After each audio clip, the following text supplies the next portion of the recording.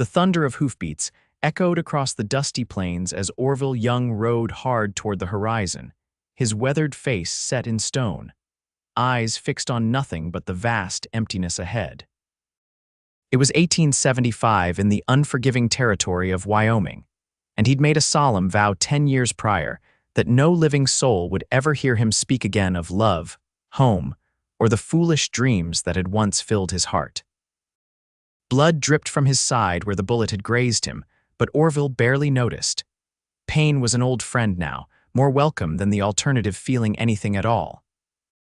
The outlaws who'd attacked the stagecoach wouldn't be far behind, and the woman he'd snatched from their clutches bounced unconsciously against his chest as Thunderclap, his midnight stallion, carried them both to what he hoped was safety.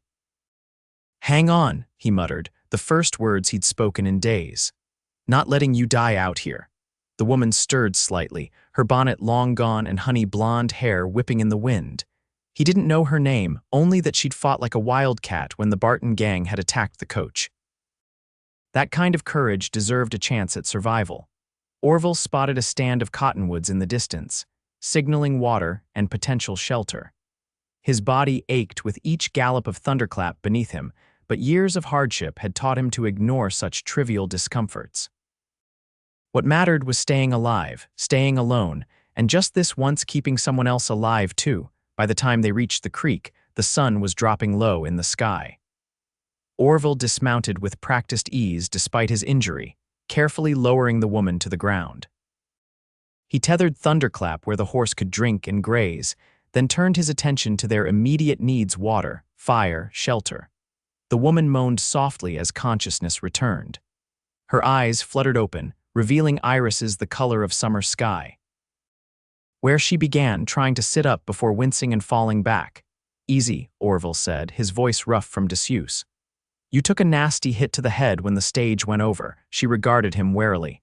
"The others," Orville busied himself gathering kindling. "Driver's dead, the banker too." "Didn't see what happened to the drummer. And the Barton gang," his head snapped up. "You know them. Everyone with sense knows Walter Barton and his boys." She attempted to sit up again, more carefully this time.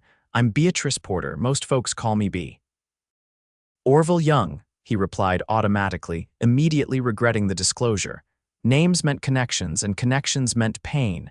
He hadn't shared his name with anyone in years. "I'll get a fire going. Night comes cold out here." Bea watched him as he worked, her gaze making the hairs on his neck stand up. He wasn't accustomed to being observed. Animals, yes, he understood their watchful stares, but people brought complications. "You're wounded," she said flatly. "It's nothing." She struggled to her feet, steadying herself against a tree trunk. "Let me see," said "It's nothing." "Mr. Young, I spent 3 years as a nurse during the war. That blood on your shirt suggests it's something more than nothing." Orville clenched his jaw but didn't protest when she approached and carefully lifted his shirt to reveal the wound. Her touch was clinical but gentle, entirely professional. Still, it had been so long since anyone had touched him with care that he found himself holding his breath. "The bullet carved a path along your ribs. You're fortunate any deeper and we'd be having a different conversation." She tore a strip from her petticoat without hesitation. "I need to clean and bind it. Later. Fire first, then shelter." "Both of us will be dead if infection sets in," she countered. "Sit down." Something in her tone, not pleading but commanding, made him comply. As she cleaned his wound with water from the creek and whiskey from his own saddlebag, Orville studied her face. She was younger than he'd first thought, perhaps 30 to his 38, with fine lines at the corners of her eyes that spoke of both laughter and hardship. "What were you doing on that stage?" he asked, more to distract himself from the sting of alcohol in his wound than out of genuine curiosity. "Heading to Sheridan. My brother has a medical practice there." She tied off the bandage with practiced efficiency. "I'm to be his assistant. Long way for a woman to travel alone." A shadow crossed her face. "I'm quite accustomed to being alone, Mr. Young." Something in her tone suggested a story as complex as his own, but Orville didn't ask. Stories led to sharing, sharing led to caring, and caring inevitably led to loss. He'd learned that lesson too well to forget it now. "We'll stay here tonight," he said, rising to finish building the fire.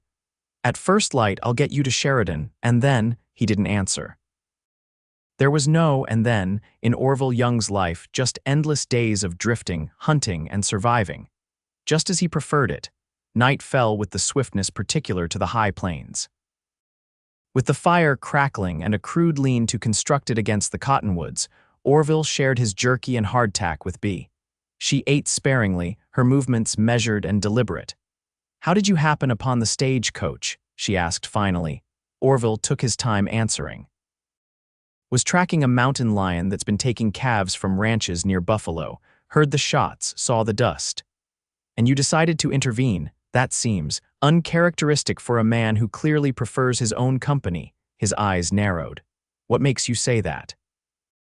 She gestured toward his weathered appearance, the long beard, the clothes patched and repatched, the way he sat slightly turned away from her even as they shared a fire. "Everything about you says leave me be, yet you risked your life for strangers." "Some things a man can't ride past," he muttered, poking at the fire. "Doesn't make me a hero." "No," she agreed softly, "it makes you human." They fell into silence, but Orville found it wasn't as comfortable as his usual solitude. This woman's presence scratched at something long buried, a memory of who he'd been before life had taught him the cost of caring. "Get some sleep," he said gruffly. "I'll keep watch." Bea settled into the lean-to without argument, pulling his spare blanket around her shoulders. "Thank you, Mr. Young, for everything," he grunted in response, turning his attention to the darkness beyond their small circle of firelight. The night passed slowly, punctuated by the distant howl of coyotes and the occasional restless movement from Bea as she slept. Orville didn't allow himself more than brief moments of dozing, one hand always near his Colt revolver. Dawn brought a new clarity to their situation. In the growing light, Orville could see that Bea Porter was a handsome woman, her features strong rather than delicate, her hands capable and slightly rough hands that had known work. The gash on her forehead from the stagecoach accident had crusted over, and though she moved stiffly, she set about helping break camp with quiet efficiency. "How far to Sheridan?" she asked, rolling his blanket with military precision. "Day and a half, keeping to trails." "Longer if we avoid the main routes." "You think they'll come after us?" Orville nodded grimly. "Barton doesn't like leaving witnesses, and they didn't get whatever they were after from that stage. They were after me," Bea said quietly. He turned sharply to face her. "What?" "Walter Barton believes my late husband owed him money, a considerable sum." She met his gaze steadily. "Richard, my husband, was a gambler. He died 2 years ago in a mining accident in Colorado, but Barton doesn't accept that the debt died with him."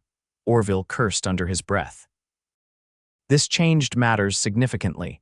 He'd thought to escort her to safety and be on his way, but if Barton was specifically hunting her, "We'll need to be more careful," he said finally.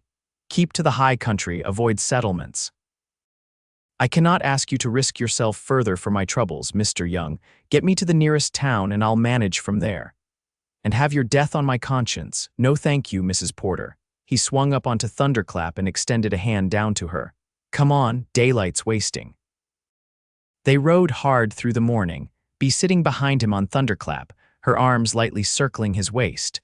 The horse was strong, but carrying double would slow them. Orville pushed on, keeping to creek beds and wooded draws where possible, always scanning the horizon for dust clouds that might signal pursuit. Around midday, they paused in a sheltered canyon to rest the horse. Bea slid to the ground with a barely suppressed groan, and Orville noticed how she pressed a hand to her ribs. "You're hurt worse than you let on," he observed, "just bruised." The stage rolled completely before it stopped. She straightened with visible effort. "Nothing broken, I checked." He handed her his canteen, watching as she drank sparingly. "Your husband, the gambler, that how you learned to assess injuries so quick." A hint of a smile touched her lips. "No, Richard had many qualities, but self-awareness wasn't among them. He'd have bet on which raindrop would reach the bottom of a window first." She passed the canteen back. "I learned medicine from necessity, first the war, then mining camps. Someone had to patch up the men, and now your brother's practice." "Yes." Her expression clouded. "If I make it there." Orville was about to respond when Thunderclap's ears pricked forward, and the horse snorted softly, a warning. In one fluid movement, Orville drew his rifle from its scabbard and motioned for Bea to take cover behind a boulder. Voices drifted down from above the canyon men, 3 or 4 of them, their words indistinct but their tone unmistakable. "Hunters on a trail." "Stay here," Orville whispered, slipping away toward a vantage point where he could see without being seen. From his position behind a juniper, he counted 4 riders picking their way along the canyon rim. Even at a distance, he recognized Walter Barton's distinctive silhouette, broad-shouldered and menacing even from afar. The others were his usual crew, the Tolliver brothers and that snake, Lucas Reed. They were following the creek, looking for signs of passage. It wouldn't take them long to spot where Orville and Bea had entered the canyon. Slipping back to where Bea waited, Orville found her holding a small derringer that must have been concealed in her boot. "Barton?" She asked, her voice steady. He nodded. "And his boys, 4 total." He quickly checked Thunderclap's saddle cinch. "We need to move. There's a game trail on the south side of this canyon that leads up to the ridge. If we can make it to the other side without being spotted, we might lose them in the pine forest. And if we can't," Orville met her gaze directly, "then I'll make sure you have a chance to get away." Something flickered in her eyes, not fear, but a kind of resolute acceptance. "I won't leave you to face them alone.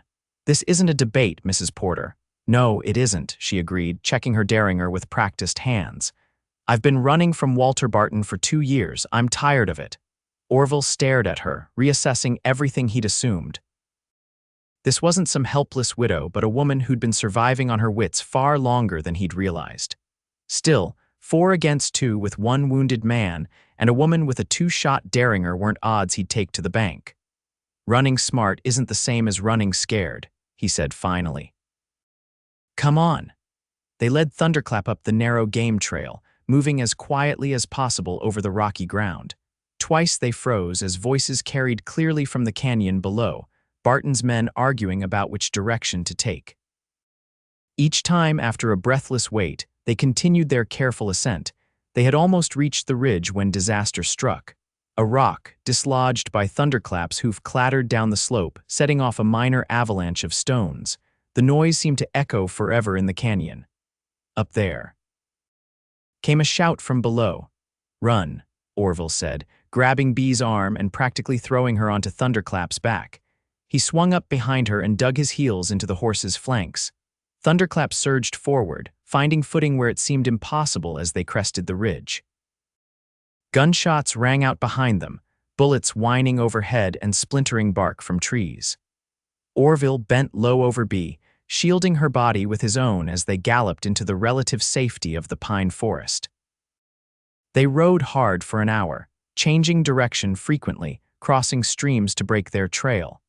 Only when Thunderclap began to labor did Orville finally slow their pace, guiding the exhausted horse into a dense thicket where they could rest without being easily spotted.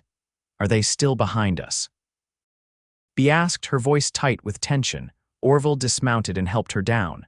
"Can't tell. They know these mountains as well as I do. We'll need to be careful." As if in answer, a distant gunshot echoed through the trees, followed by another. They were still being hunted.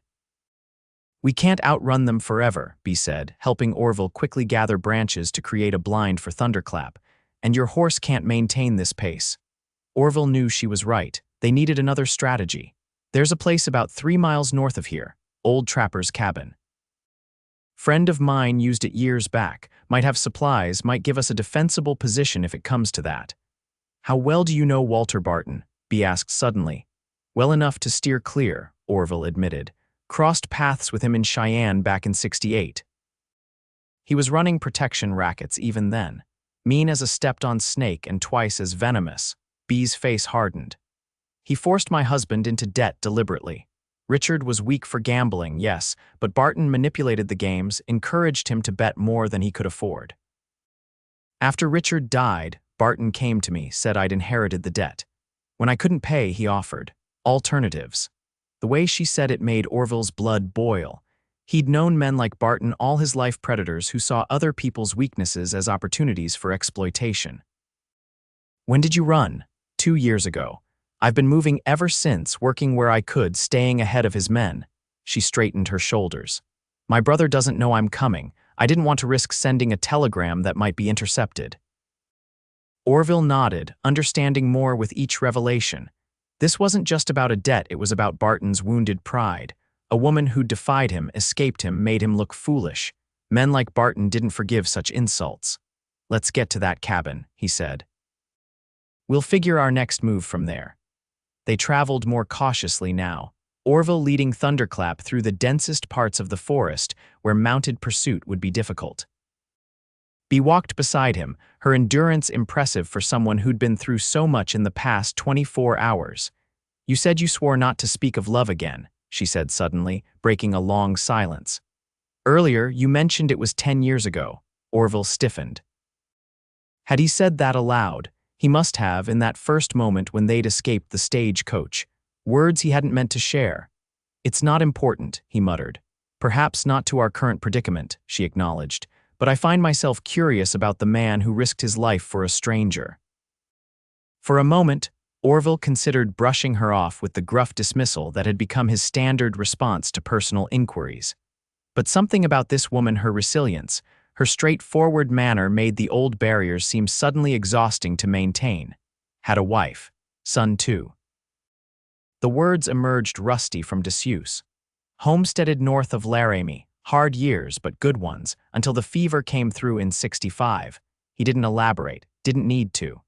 Epidemics were a familiar tragedy in these territories, sweeping through settlements with merciless efficiency.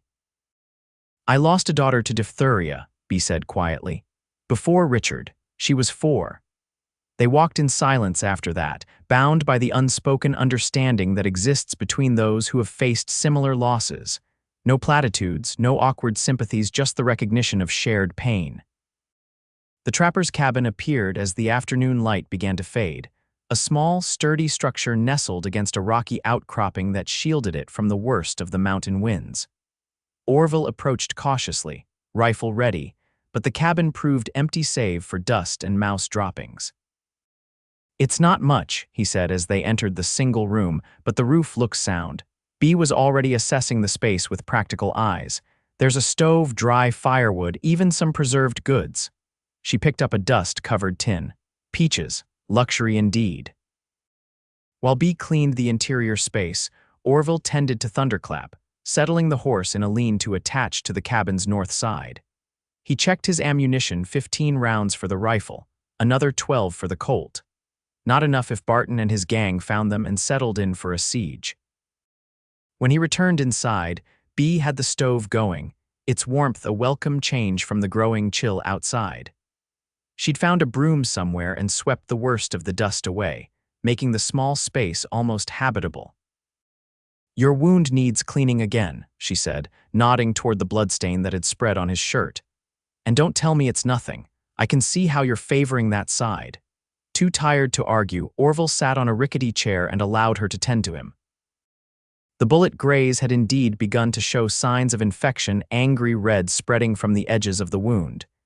"You've been pushing too hard," she chided, her fingers gentle despite her stern tone. She produced a small packet from her pocket. "Fortunately, I never travel without certain essentials." The powder she sprinkled on the wound stung fiercely, but Orville knew enough about field medicine to recognize the smell of carbolic acid, the newest approach to preventing infection. "Lucky for me you're practically a doctor," he said, attempting humor to mask his discomfort. "Not lucky at all," she corrected, rewrapping his ribs with fresh bandages torn from what appeared to be her own petticoat. "If I hadn't been on that stage, you wouldn't be injured in the first place." "If you hadn't been on that stage, those men might have killed everyone for the mail pouch and moved on. Your presence gave the others a chance." He caught her wrist as she finished tying the bandage. "Don't take on blame that isn't yours, Mrs. Porter." Their eyes met, and something passed between them, a current of understanding so powerful it left Orville momentarily breathless. He released her wrist quickly, turning away under the pretext of checking the stove. They ate a simple meal of beans heated with jerky, supplemented by the preserved peaches that proved to be a rare treat. As night fell, Orville grew increasingly uneasy. If Barton and his men were still tracking them, the glow from the cabin's single window would be like a beacon. We should douse the lamp, he said, rising to check outside once more. Keep the stove going for warmth, but otherwise, he froze, his hand on the door latch. In the distance, barely visible in the deepening twilight, a pinprick of light moved among the trees. Then another. Torches. They've found us, he said grimly, Bea moved to his side, peering past him into the gathering darkness. How long do we have? An hour. Maybe less. Orville turned to her, his mind racing through options and discarding each as quickly as it formed. There's a cellar trapdoor under that bearskin rug. Root storage, mostly, but it might hide you if you're about to suggest I hide while you face them alone. Save your breath, she interrupted. I told you before I'm done running. The vehemence in her voice matched the fire in her eyes, and Orville found himself smiling despite the direness of their situation. This woman had more spine than most men he'd ridden with. All right then, he said, checking his Colt one more time. We make a stand together. But first, let's make some preparations. For the next hour, they worked in concert, barricading windows, positioning furniture for cover, preparing alternating firing positions. Orville was impressed by Bea's calm efficiency and practical suggestions. This wasn't her first time preparing for conflict. You've done this before, he observed as she loaded his spare revolver with steady hands. Mining camps aren't exactly peaceful places, Mr. Young, and a widow without protection quickly learns to provide her own. She checked the cylinder with a practiced eye. Richard's one useful legacy was teaching me to shoot. As they completed their preparations, a strange calm settled over Orville. He'd been running from connection for so long that he'd forgotten what it felt like to stand alongside someone, united in common purpose. Even facing potential death, there was something oddly freeing about not being alone. Orville, he said suddenly. She looked up, questioning. Just Orville. If we're going to face Barton together, seems foolish to stand on formality. A smile touched her lips. Bea then. The sound of approaching horses brought their brief moment of connection to an end. Orville moved to the window, carefully peering through a crack in the shutters. 4 riders approached, torches held high, with Walter Barton's bulky silhouette unmistakable in the lead. Well now, Barton's voice boomed across the clearing, isn't this cozy? Mrs. Porter, you've led us on quite a chase. Why don't you come on out and we can settle our business like civilized folks? Orville and Bea exchanged glances. Neither moved to respond. I know you're in there, Barton continued. And I know you're not alone. Whoever's helping the lady, this isn't your fight. Send her out and you can ride away. No harm done. He's trying to divide us, Bea whispered. Orville nodded. Standard tactic, won't work if we don't let it. Barton's voice hardened. Last chance before things get unpleasant. The lady owes me a substantial sum. All I want is what's rightfully mine. What you want isn't yours to take, Bea called back suddenly, her voice ringing with a clarity that surprised Orville. My husband's debts died with him. I owe you nothing, a harsh laugh was Barton's response. Is that what you think? Your husband signed papers, Mrs. Porter, papers that put your name right alongside his. The debt is legal and binding. Papers signed under duress aren't worth the ink wasted on them, she shot back. There was a moment of tense silence before Barton spoke again, his tone darker. I see you've made your choice. Pity could have been resolved with much less bloodshed. The first shots came moments later, bullets splintering the wooden shutters and thudding into the cabin's log walls. Orville pulled Bea down behind the overturned table they'd positioned as a barricade. They'll try to draw our fire, make us waste ammunition, he said, checking his rifle once more. We need to make every shot count. Bea nodded, her face pale but determined in the dim light of the banked stove. I'll take the back window if they try to circle around. Another volley of shots peppered the cabin. One bullet found its way through a gap in the shutters, sending splinters flying as it embedded itself in the far wall. Mighty quiet in there, called one of the Tolliver brothers. Orville thought it might be the younger one, Illy. Maybe they already shot themselves rather than face you, Walter. Crude laughter followed this suggestion, but Orville noted the men were spreading out, taking positions that would allow them to approach the cabin from multiple angles. These weren't just drunken troublemakers, they were experienced at this type of siege. When I give the signal, Orville whispered, fire 2 shots from the front window, then move immediately to the side. Don't stop to see if you hit anything. Bea took a deep breath and nodded. Now. She rose swiftly, fired twice through the narrow gap in the shutters, then dropped and scrambled sideways as Orville had instructed. Return fire immediately riddled the window area she'd vacated. Taking advantage of the distraction, Orville moved to a small opening they'd created near the roofline, using a barrel as a platform. From this elevated position, he could make out the dark shape of Lucas Reed crouching behind a fallen log. He squeezed the trigger once. Reed's cry of pain confirmed a hit, though Orville couldn't tell how serious. The man scrambled backward, cursing loudly. "You hit," Barton's voice called out. "Bastard got me in the shoulder," Reed yelled back. "Get back to the horses," Barton ordered. "Tolliver brothers circle around back." "We'll smoke them out," Orville slid down from his position. "They're going to try to burn us out." Bea's eyes widened with understanding. "The root cellar might be our only way out," he finished, "but they'll be expecting something like that. We need a diversion." Outside, they could hear the men moving, the occasional snap of a twig or murmur of conversation betraying their positions. Time was running short. "I have an idea," Bea said suddenly, "but you'll need to trust me." She quickly outlined her plan. It was risky, bordering on foolhardy, but Orville had to admit it might work, and they had precious few alternatives. "You sure about this?" he asked, studying her face in the dimness. "No," she admitted with a grim smile, "but it's better than burning alive." They worked quickly, gathering what they would need. Orville found a small keg of black powder in the root cellar, not enough to do serious damage, but sufficient for their purposes. Bea prepared bundles of their remaining possessions, anything they could carry. The smell of smoke alerted them that their time had run out. The Tolliver brothers had begun piling brush against the back of the cabin and setting it alight. "Ready?" Orville asked, meeting Bea's gaze one last time. She nodded, her eyes reflecting the same resolve he felt. In that moment, something shifted between them, a wordless acknowledgement that whatever happened next, they faced it not as strangers thrown together by circumstance, but as allies who had chosen to stand together. Orville positioned the small powder keg near the front door, rigging a short fuse. Then he moved to the trapdoor leading to the root cellar, helping Bea down first before following her into the earthen space below. The cellar was small and smelled of moldering potatoes and damp earth. A narrow tunnel extended from one side, likely an escape route built by the original trapper. As they'd hoped, it appeared to lead away from the cabin toward the rocks behind. "Now," Orville whispered, striking a match and lighting the length of fuse that extended down through a crack in the floorboards. They didn't wait to see the result, instead pushing into the narrow tunnel with desperate haste.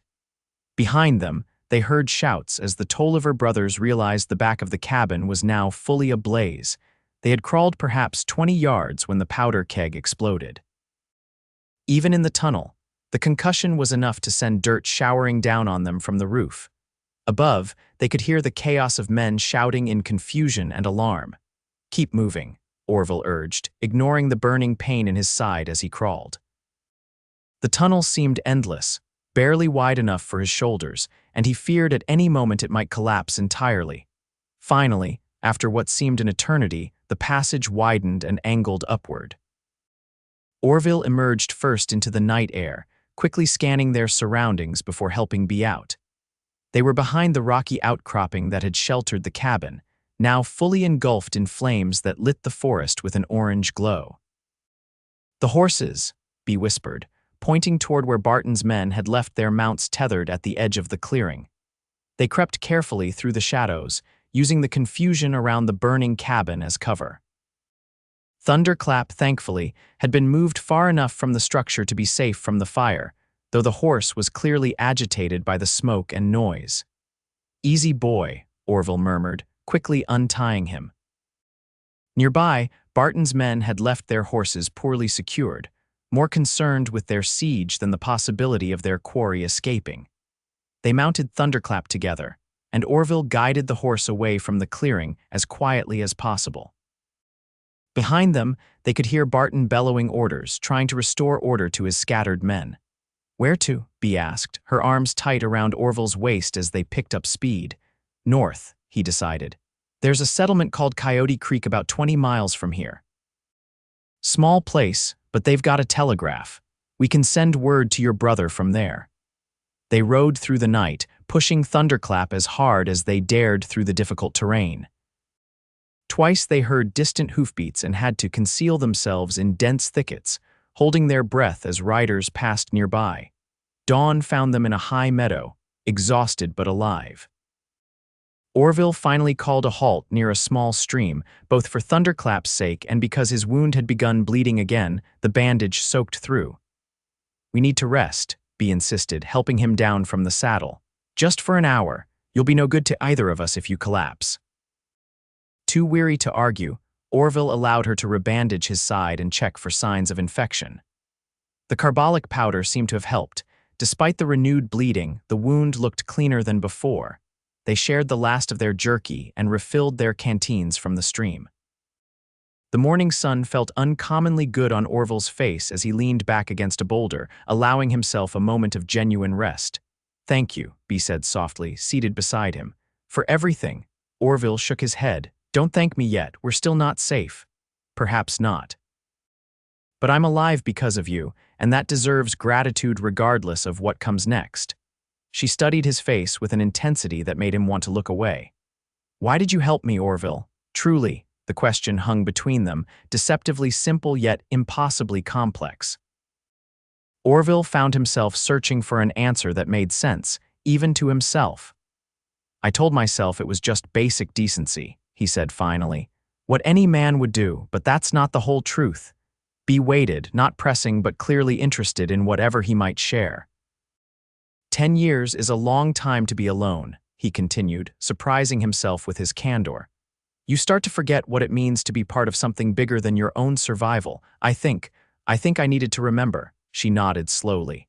"I understand that. After Richard died, after I started running, I lost sight of anything beyond just staying ahead of Barton. It's a hollow way to live." "Yes," Orville agreed, the single word containing volumes of meaning. "Hollow." They fell silent, each lost in private reflections. Orville found himself studying Bea's profile, the determined set of her jaw, the tiny lines at the corners of her eyes, the strand of honey-blonde hair that had escaped her impromptu bun. He couldn't remember the last time he'd noticed such details about another person. "We should move on," he said abruptly, uncomfortable with the direction of his thoughts. "Barton won't give up easily." They mounted up once more, continuing northward through increasingly rugged terrain. Orville chose paths that would be difficult to follow, crossing streams where possible to break their trail, always keeping a watchful eye on the horizon behind them. By mid-afternoon, they caught their first glimpse of Coyote Creek, little more than a collection of rough buildings nestled in a narrow valley, but to their weary eyes, it looked like salvation.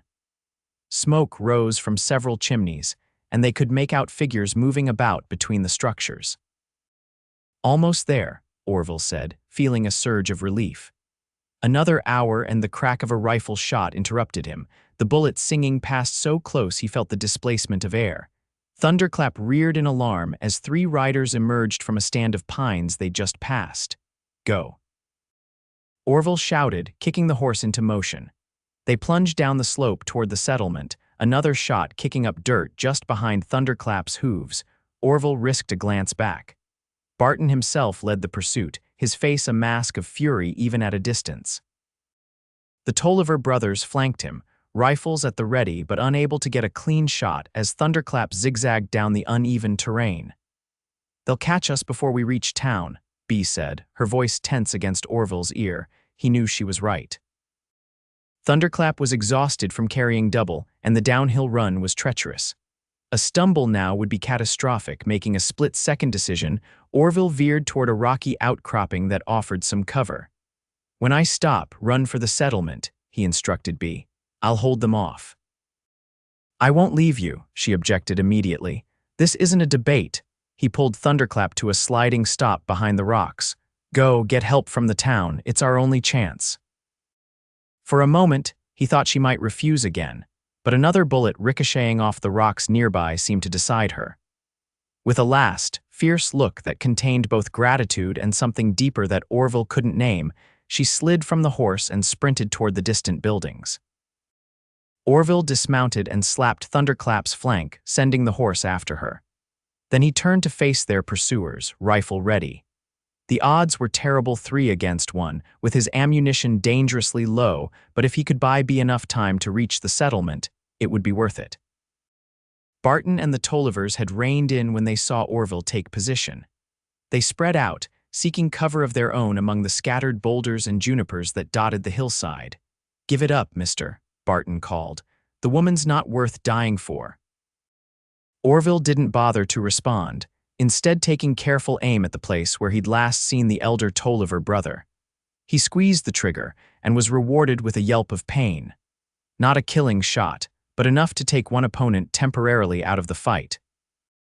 Return fire peppered his position, forcing him to duck lower behind the rocks. He was pinned down now, able to fire only occasionally when one of his attackers grew careless enough to present a target. Minutes stretched into what felt like hours as the gunfight continued. Orville's side burned with renewed intensity, and he knew his strength was flagging. A bullet grazed his arm, adding fresh pain to his growing collection of injuries. He was down to his last few cartridges when he heard the thunder of approaching hoofbeats, not from the hillside but from the direction of the settlement. A ragged cheer went up, and through the haze of gunsmoke, he saw riders approaching at a gallop. Bea had done it. She'd brought help. The arrival of half a dozen armed townsmen quickly turned the tide. Barton and the younger Tolliver, seeing themselves outnumbered, tried to retreat up the hillside but found their escape route cut off. Within minutes, both men were disarmed and secured. Orville emerged from his shelter, legs unsteady beneath him as the adrenaline of combat began to ebb. Through a gathering fog of exhaustion and pain, he saw Bea running toward him, her face a mixture of relief and concern. Orville. She reached him just as his knees gave way, supporting him with surprising strength for her frame. "Hold on. The town has a doctor of sorts. He's coming." He tried to respond to tell her he was all right, but the words wouldn't form. The last thing he saw before consciousness slipped away was Bea's face, fierce and determined above his own. When Orville next opened his eyes, he was lying on a bed in an unfamiliar room. Sunlight streamed through a window covered with faded gingham curtains, and somewhere nearby, a clock ticked with steady regularity. His side was bound tight, the pain reduced to a dull throb. Welcome back. He turned his head to find Bea seated beside the bed, a book open in her lap. She looked different, cleaner, for one thing, her hair neatly arranged and her clothing changed from the travel-stained garments of their journey to a simple blue dress. "How long?" he managed, his throat dry. 3 days. She poured water from a pitcher on the bedside table and helped him drink. "You developed a fever. The doctor wasn't sure you'd pull through." Memories returned in fragments. The gunfight, the arriving townsman, Barton's furious face as he was taken into custody. Barton in custody.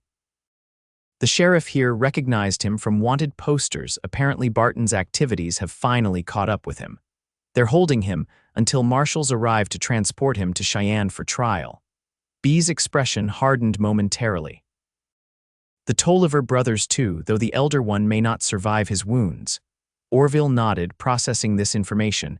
"You got a telegram to your brother?" "Yes, he'll be arriving tomorrow." A shadow crossed her face. I thought you might be gone by then." The unspoken question hung in the air between them. Orville considered his usual pattern: recover enough to ride, then disappear before connections could form, before anyone could start depending on him, or worse, before he could start depending on someone else. "Might be," he said non-committally. "Depends on what the doctor says." Bea nodded, accepting his answer without pressing further. She rose, smoothing her skirt. "I should let you rest. Mrs. Hannigan, our hostess, will bring up some broth later. The doctor says you should start with something light." She was nearly to the door when Orville spoke again.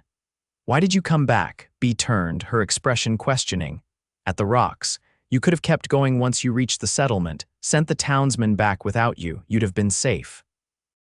He pushed himself up slightly against the pillows, wincing at the movement. "But you came back. Why?" For a long moment, she simply looked at him, her gaze thoughtful. "Because you don't have to face everything alone, Orville. None of us do." With that, she left the room, closing the door softly behind her. Orville stared at the space where she had been, her words echoing in his mind with a resonance that made his chest ache in a way entirely unrelated to his physical injuries. Because you don't have to face everything alone. Such a simple statement, yet it struck at the very core of the vow he'd made to himself a decade ago. After losing his family, he'd convinced himself that solitude was safer. That connections inevitably led to pain. That he must die alone, because the alternative was too devastating to contemplate. Yet here was this woman, who had faced her own devastating losses, telling him there was another way. The next few days passed in a blur of recovery. The local doctor, more of a barber surgeon, really, but competent enough, changed Orville's bandages and pronounced him lucky that the bullet wound hadn't developed more serious infection. Mrs. Hannigan, the widow who ran the town's only boarding house, kept him supplied with increasingly substantial meals as his strength returned, and be visited daily, sometimes just for a few minutes between her own errands, sometimes sitting with him for hours, reading aloud from one of Mrs. Hannigan's small collection of books or simply talking. She told him about her childhood in Ohio, her nursing during the war, her ill-fated marriage to Richard Porter.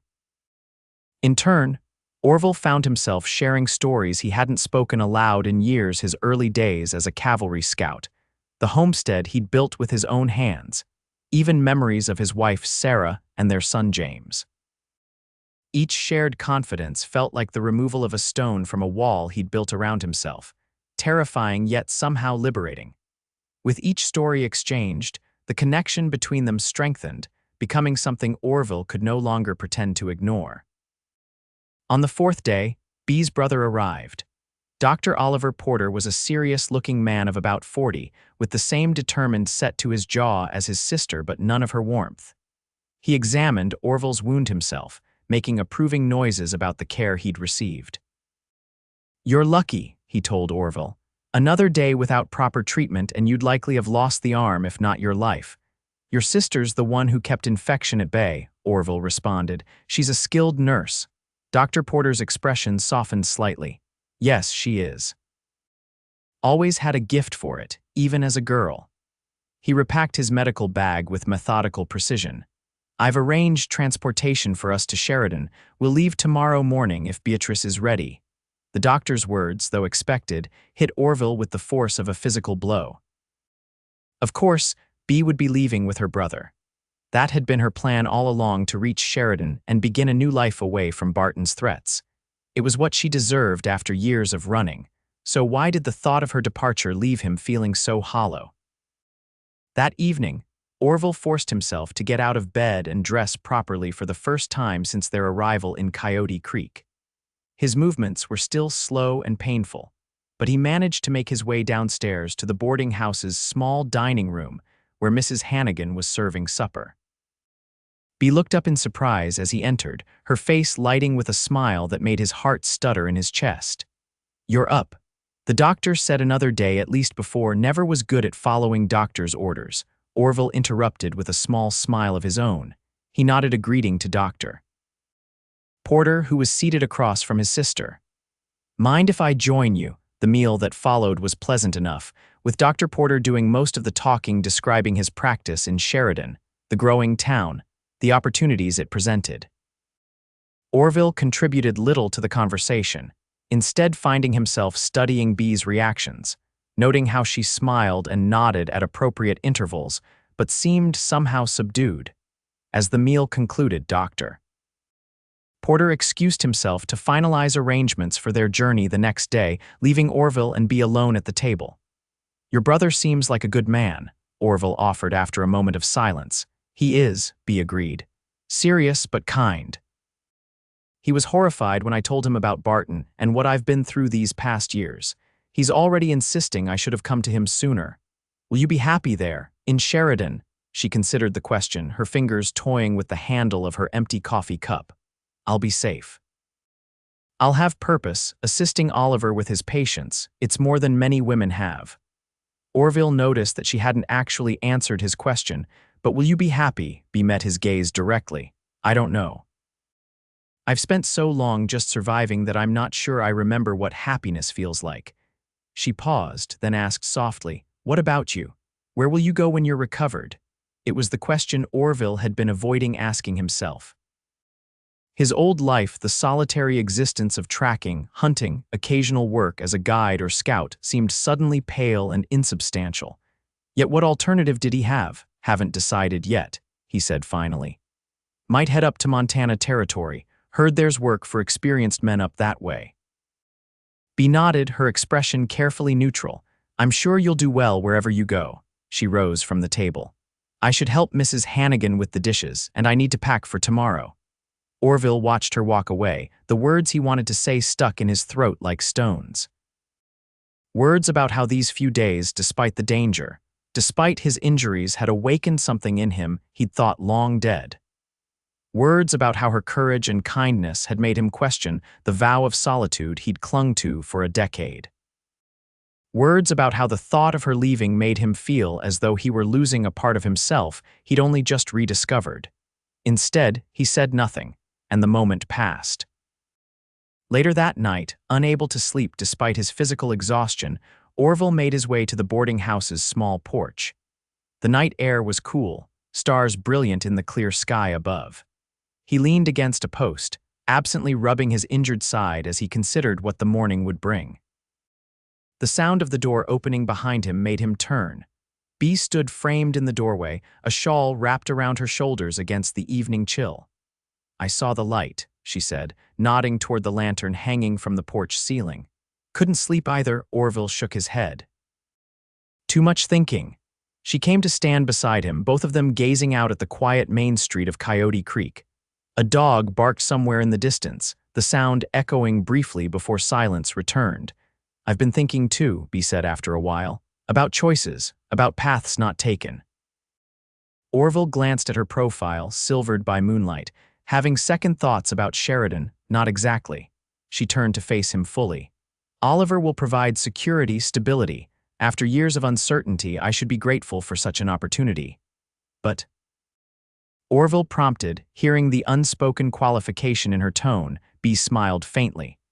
"But I find myself wondering if security alone is enough, if safety is worth the price of other considerations." Something in her voice made Orville's pulse quicken. What other considerations? She stepped closer, close enough that he could catch the faint lavender scent of her soap. "When I was running from Barton, I told myself that if I ever found safety again, I would stop letting fear dictate my choices. That I would have the courage to reach for what I truly wanted, not just what seemed safest." Orville found it suddenly difficult to breathe. "And what is it you truly want, Bea?" Her gaze never wavered from his. "I want to stop running. I want to build something lasting, and I want—" She hesitated, then continued with quiet determination. "I want to know if the connection I feel with you is something that could grow, given time and nurturing. I want to know if you feel it too."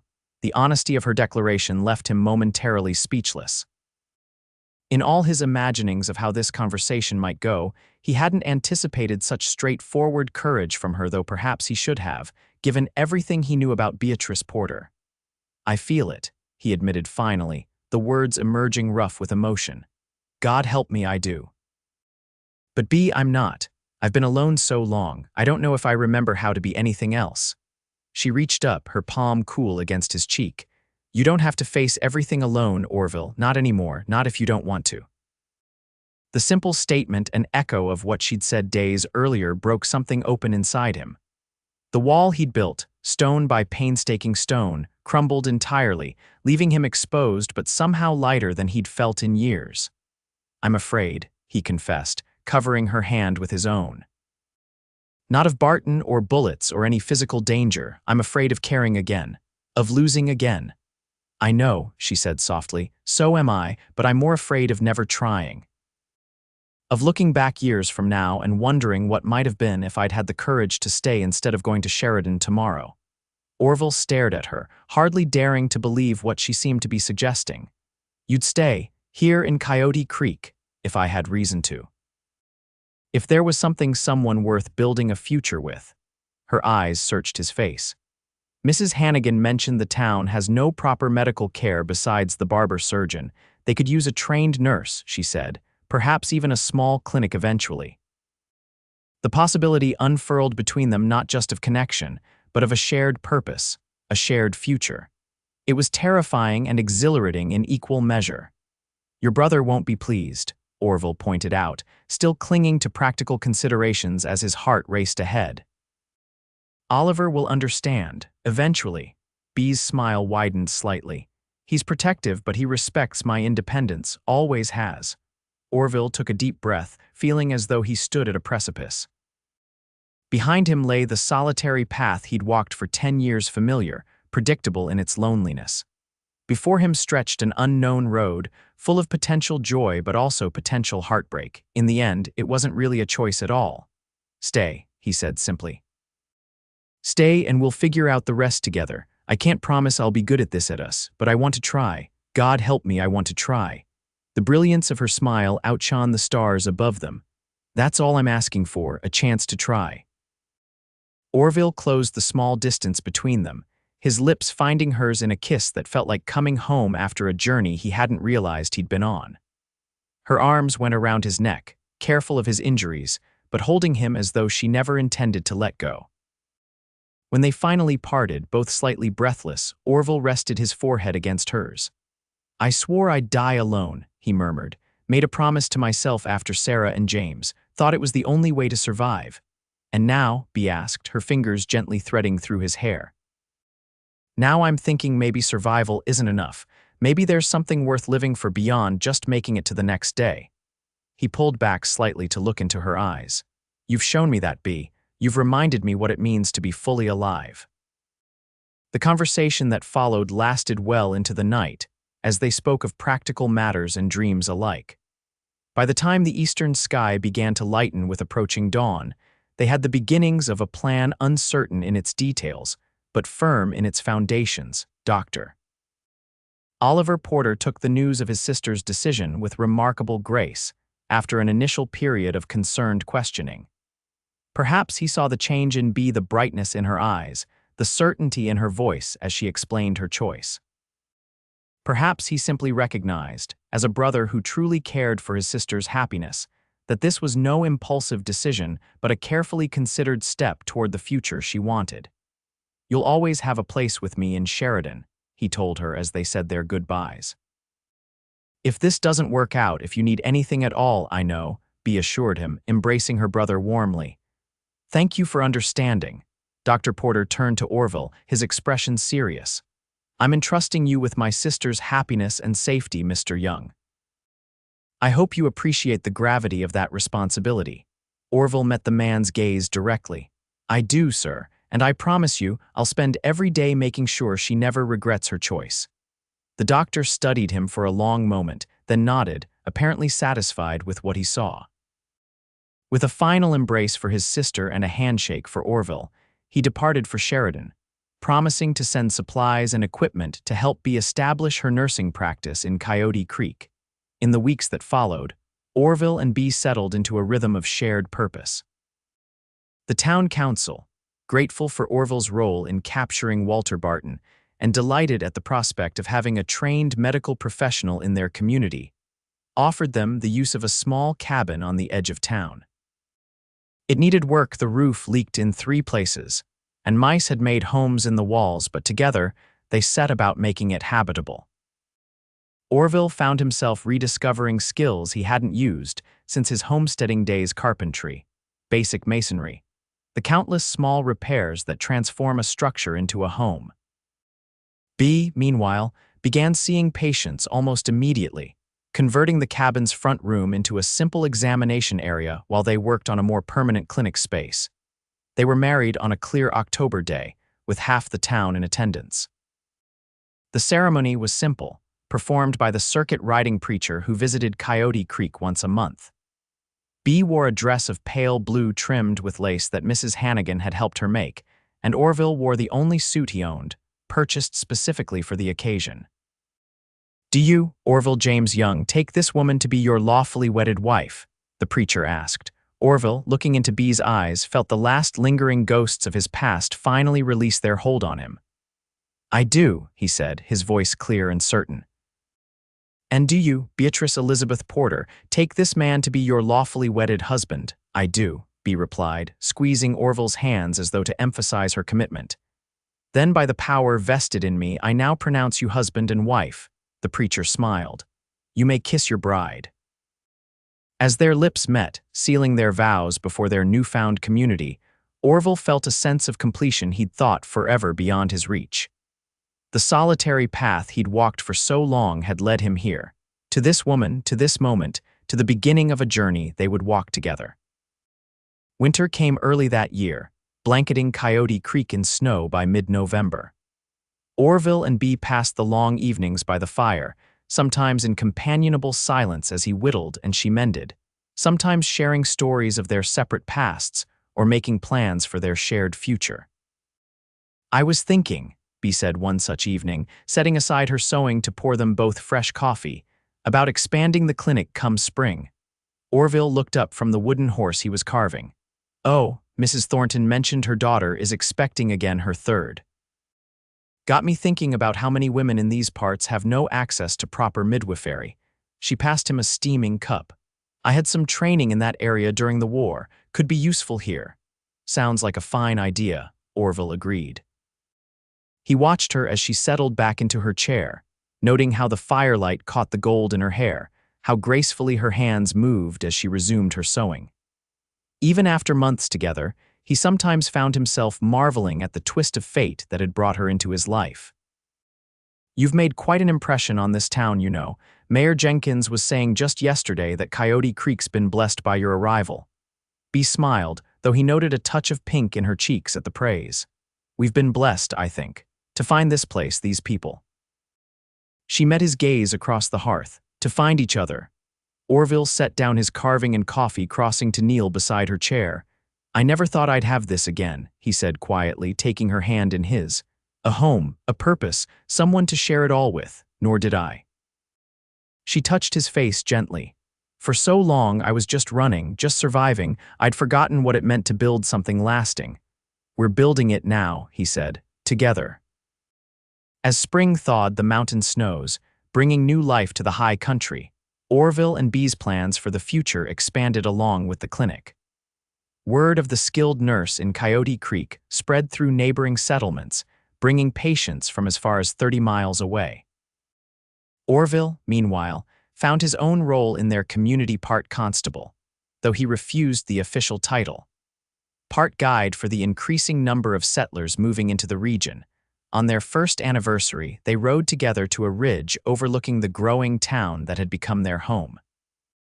The aspens were turning golden in the autumn sunlight, the air crisp with the promise of another winter to come. "I have something to tell you," Bea said as they dismounted to enjoy the view. Her expression was both nervous and joyful, a combination that made Orville's heart skip a beat. "What is it?" She took his hands in hers. "I've suspected for a few weeks, but I wanted to be certain before I said anything." Her smile widened. "We're going to have a child, Orville, come spring." The news hit him like a physical force, not unpleasant, but overwhelming in its implications. For a moment he couldn't speak, could only stare at her in wonder and something approaching terror. "Orville," Bea's smile faltered slightly. Is this welcome news?" The uncertainty in her voice broke through his stupor. "Yes," he said quickly, pulling her into a careful embrace.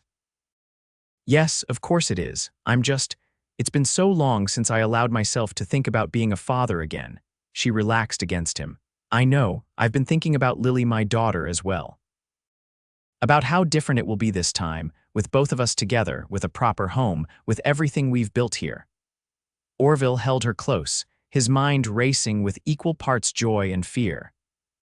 The memories of James, his son, who had never seen his 5th birthday, were suddenly vivid, both the happiness of his brief life and the devastating pain of his loss. "I'm afraid," he admitted against Bea's hair. "Terrified, actually." "So am I," she confessed. "But I keep thinking about what you said to me that night on Mrs. Hannigan's porch, about how survival alone isn't enough, about how there's something worth living for beyond just making it to the next day." She pulled back to look up at him. "This child, our child, is part of that something, Orville. Part of what we're building together." Looking into her eyes, feeling the strength of her conviction, Orville found his fears receding, not disappearing entirely, for he knew they never would, but settling into perspective alongside the joy and anticipation that were their rightful companions. "You're right," he said, his voice growing steadier, "and we'll face whatever comes together, just as we have everything else."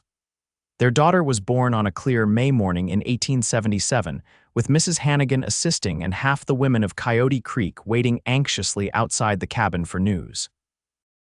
After hours of labor that left Orville pacing the porch like a caged mountain lion, the thin wail of a newborn finally pierced the air.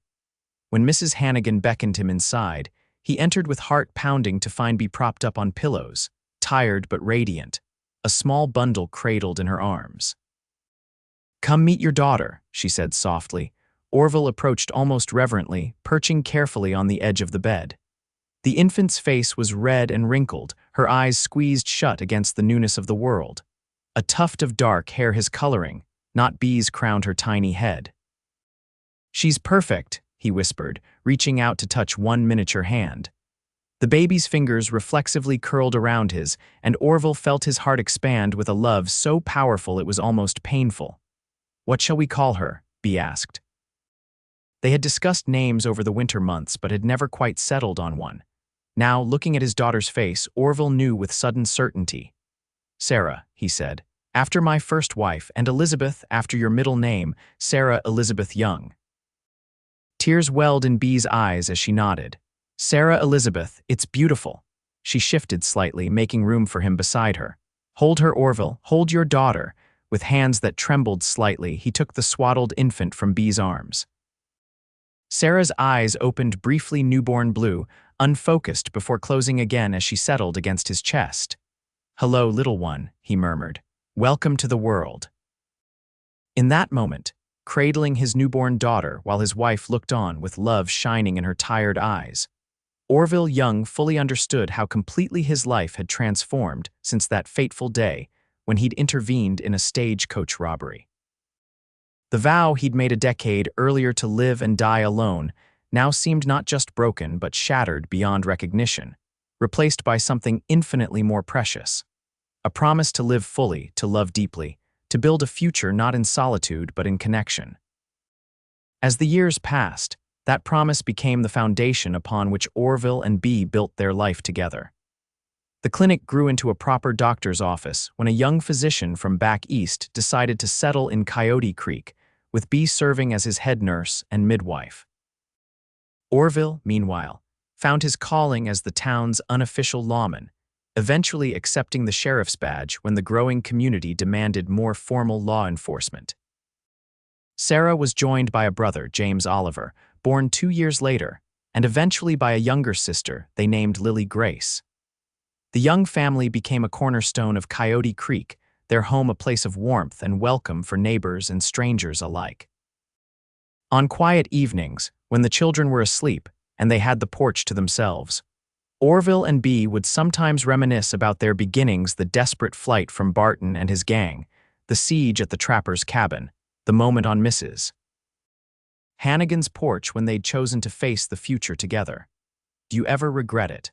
Orville asked once, on the eve of their 10th anniversary.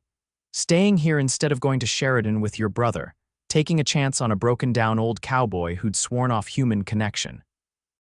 Bea, her honey blonde hair now threaded with silver but her eyes as bright as ever, smiled as she took his hand. "Not for a single moment. Every choice I've made has led me here, to this life, to our family." She leaned against his shoulder, watching as the sun set behind the mountains they both called home. "And you, do you ever miss the solitary trail?" Orville considered the question, thinking of the man he had been, hardened by loss, determined to feel nothing, convinced that caring only led to pain. That man seemed like a stranger now, viewed across the distance of years filled with love and purpose.